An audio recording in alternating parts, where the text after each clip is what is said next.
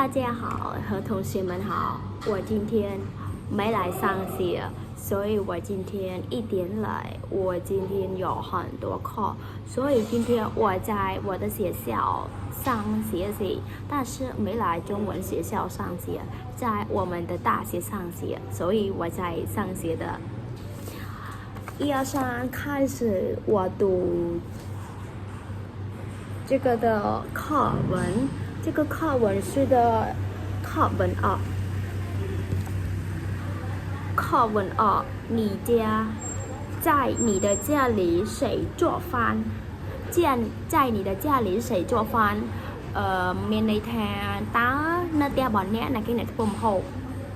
我妈妈做饭អ្នកម៉ាក់របស់ខ្ញុំធ្វើម្ហូប你喜欢她做的饭吗តើអ្នកចូលចិត្តម្ហូបដែលគាត់ធ្វើដែរទេ很喜欢ចូលចិត្តណាស់他做的饭很好吃ម្ហូបដែលគាត់ធ្វើឆ្ងាញ់ណាស់我们在这个你爸爸会做饭吗ตาป้าរបស់អ្នកចេះធ្វើម្ហូបដែរឬទេ他会គាត់ចេះ可是他炒的菜好很不好吃你爸爸喝酒吗你爸爸喝酒吗我爸爸爱喝酒我爸爸爱喝酒我爸爸爱喝酒និយាយពីថាថ្ងៃនេះគឺរៀងពិសេសជាងរាល់ថ្ងៃតិច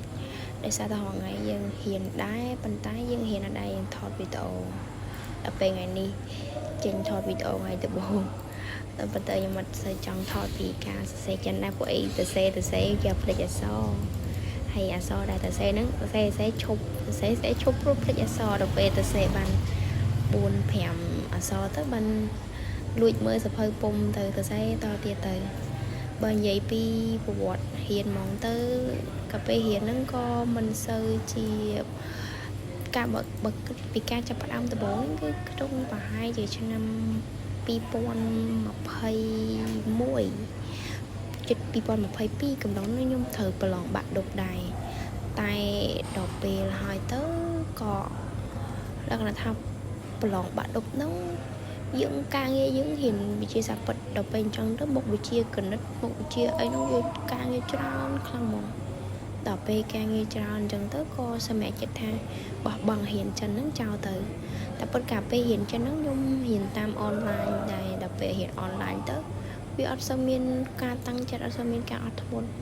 ហ៊ានក៏ហ៊ានចង់អត់ក៏អត់ត្រូវឈប់ក៏ឈប់ហ៊ានបដាអីបដាក៏មានដល់ពេលហ៊ានអញ្ចឹងទៅវាធ្វើឲ្យយើងហ៊ានអត់ចេះខ្ញុំក៏ហ៊ានបានប្រហែលជាក្នុងរយៈពេលប្រហែលជាអាចបាន1ខែ2ខែស្រួលផងកាលហ្នឹងហ៊ានសភៅស្អីបានប្រហែលស្លឹកបានពាក់កណ្ដាលសភៅហ្នឹងភៅស្អីស្លឹកស្ដាងដែរកាលហ្នឹង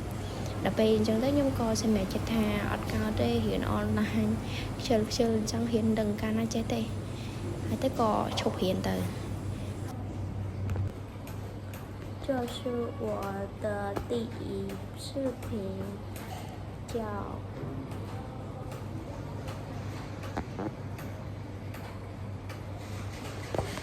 我不知道说什么再见大家